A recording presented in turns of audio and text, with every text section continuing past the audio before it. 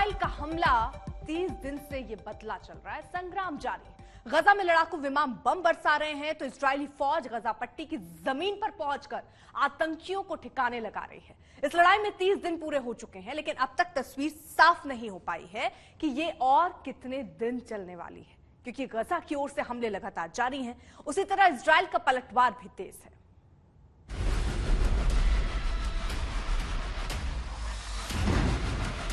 तीस दिन से जारी भीषण युद्ध,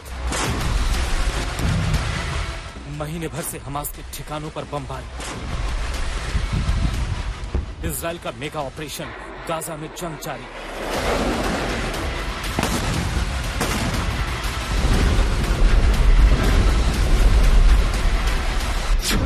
तीस दिनों में पस्त पड़ने लगे हमास आतंकी, हमास की टूटी कमर, सांस लेना भी दूभर।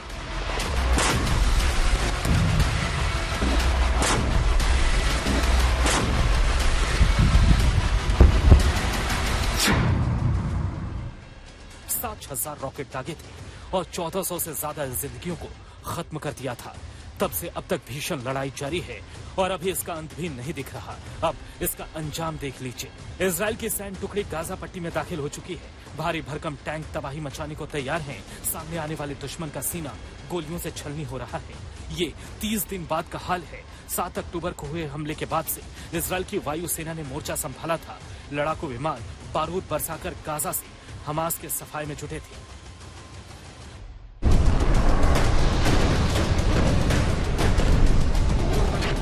और अब जमीन से भी जंग तेज हो चुकी है। अब तो इजरायली रक्षा मंत्री भी गाजा पहुंच चुके हैं। वहां वो सैनिकों की हौसला अफजाई कर रहे हैं। 30 दिनों में इजरायल ने हमास की कमर तोड़ने में एड़ी चोटी का जोर लगा दिया है। दोनों तरफ से करीब 11,000 जाने गई, हजारों लोग जख्मी हैं। सिर्फ गाजा में करीब 9500 लोगों की मौत हुई है। मरने वालों में 1000 से ज्यादा आतंकी भी शामिल हैं। जमीनी जंग शुरू होने से लेकर अब तक करीब 25 इजरायली जवानों की भी मौत हुई है। तस्वीरें गवाही दे रही हैं कि गाजा में कितना भीषण युद्ध चल रहा है। आतंकी संगठन हमास भी मौका मिलते ही हमले कर रहा है। इस लड़ाई में हमास ने निर्दोष लोगों को अपनी बर्बरता का शिकार बनाया, उन्हें मौत के घाट उतारा।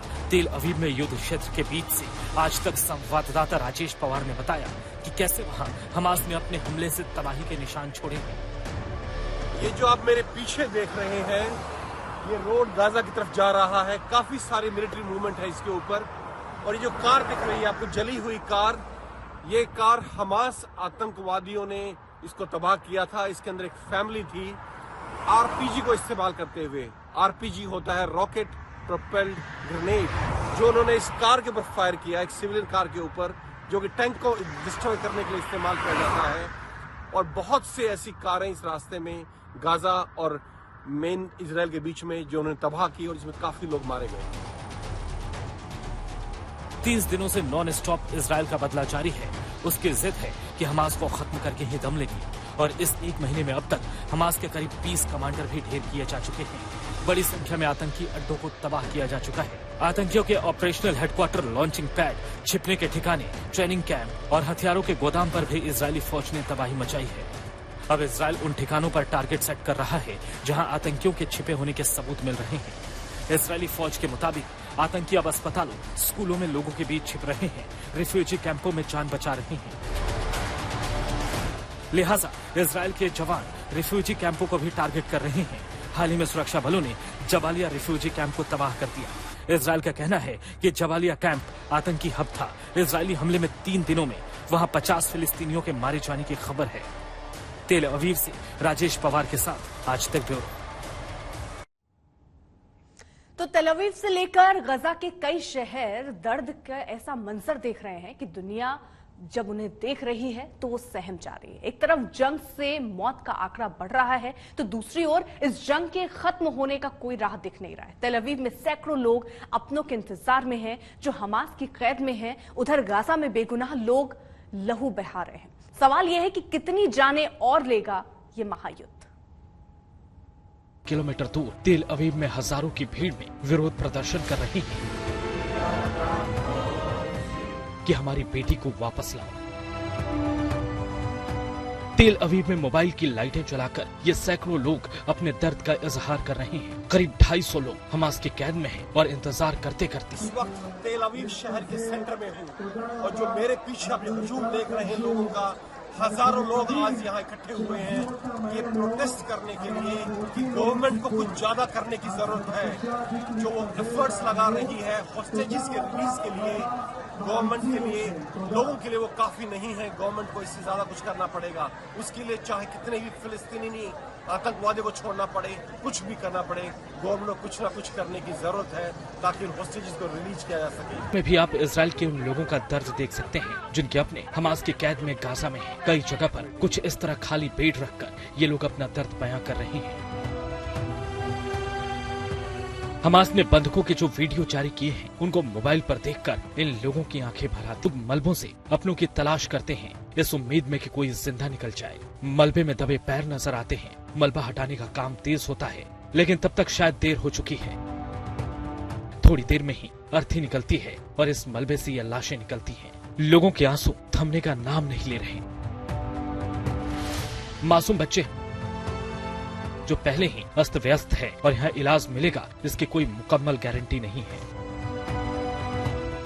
हमले से अब कुछ भी अछूता नहीं है। अस्पतालों पर लगातार बम गिर रहे हैं। जहाँ लोग सेहत की बेहतरी के लिए आते हैं वहीं मौत सिर पर मंडराने लगती है। ये गाजा के अल कुद्स अस्पताल की तस्वीर है जहाँ बम गिरता है और अफरा तफरी मच जाती है। 21 लोग इस बमबारी से घायल हो गए। गाजा पूरी तरह तबाह है। आधी इमारतें खंडहर हो चुकी हैं। रिफ्यूजी सेंटर का हाल देखिए।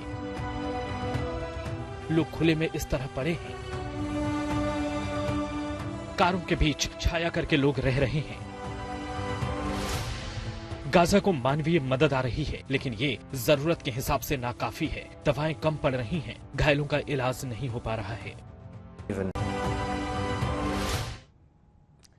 हमास ने 7 अक्टूबर को इजराइल पर हमला किया था और अब तक की चली लड़ाई में उसे 2 संगठनों का साथ मिला है। भले ही वो आधिकारिक रूप से जंग में न कूदे हों लेकिन उन्होंने इजराइल के खिलाफ हमले किए हैं, हमास की लड़ाई का समर्थन किया है और अब इजराइल भी तीनों आतंकी संगठनों के खिलाफ वार कर रहा है।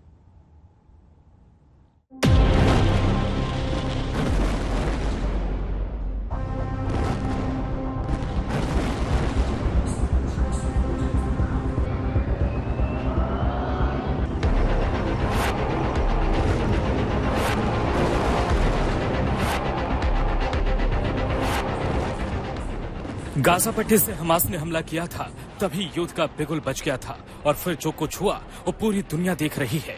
तबाही के आंकड़े रफ्तार से बढ़ते जा रहे हैं। इस युद्ध में एक तरफ इजराइल है जो खुलेआम अपने ऊपर हुए हमले का बदला ले रहा है। दूसरी ओर है आतंकी संगठन हमास और हमास के साथ खड़ा है आतंकी संगठन लेबनान का हिजबुल्लाह और यमन का हूती। गाजा पट्टी से हमास हमले कर रहा है तो हिजबुल्लाह ने लेबनान की धरती से तेल अवीव की ओर हमले तेज कर दिए हैं। वही हूती आतंकी संगठन भी मिसाइल दाग रहा है। हमास का साथ निभाने सबसे पहले हिजबुल्लाह आया। उसने लेबनान से हमले तेज कर दिए। शनिवार को हिजबुल्लाह ने इजराइल की तरफ एंटी टैंक मिसाइल दागे और इसकी जिम्मेदारी भी ली थी। जानकारी के मुताबिक हिजबुल्लाह ने नए मिसाइल का इस्तेमाल भी किया है। हिजबुल्लाह के हर हमले का मुंहतोड़ जवाब देने के लिए इजरायली फौज ने भी ठान ली है। आईडीएफ के जवानों ने हिजबुल्लाह के रॉकेट डिपो पर पलटवार किया है, उसके मिलिट्री कंपाउंड पर टारगेट किया है, उससे जुड़े तमाम अड्डों पर टारगेट सेट कर दिया है। हमास का समर्थन करने वाला हिजबुल्लाह भी इजराइल को अपना दुश्मन नंबर 1 मानता है। उसे भी ईरान का समर्थन हासिल है। हिजबुल्लाह के पास भी घातक रॉकेट और अन्य अत्याधुनिक हथियार हैं। लेबनान के कुछ हिस्से पर हिजबुल्लाह का नियंत्रण भी है। हमास का दूसरा भरोसेमंद साथी है यमन का आतंकी संगठन हूती। जंग के 26वें दिन हूती की एंट्री हुई। यमन के हूती विद्रोहियों ने दावा किया कि उन्होंने इजराइल की ओर बैलिस्टिक मिसाइल से हमला किया। हमले की तस्वीर भी जारी की। हूती आतंकियों ने मिसाइल लॉन्च करने से पहले इजराइल और अमेरिका के खिलाफ नारेबाजी भी की थी।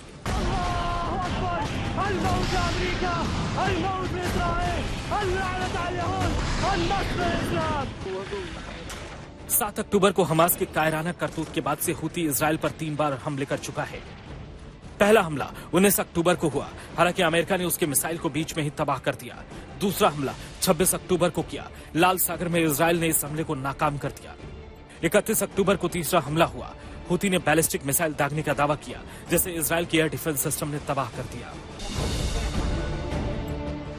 हमास, हिजबुल्लाह और हुती के साझा अटैक ने इजराइल की मुश्किलें जरूर बढ़ाई हैं, फिर भी इजरायली फौज न रुकी है, न झुकी है। चुनौतियों को स्वीकार कर आईडीएफ जवान करारा जवाब दे रहे हैं। तेल अवीव से राजेश पवार के साथ आज तक ब्यूरो।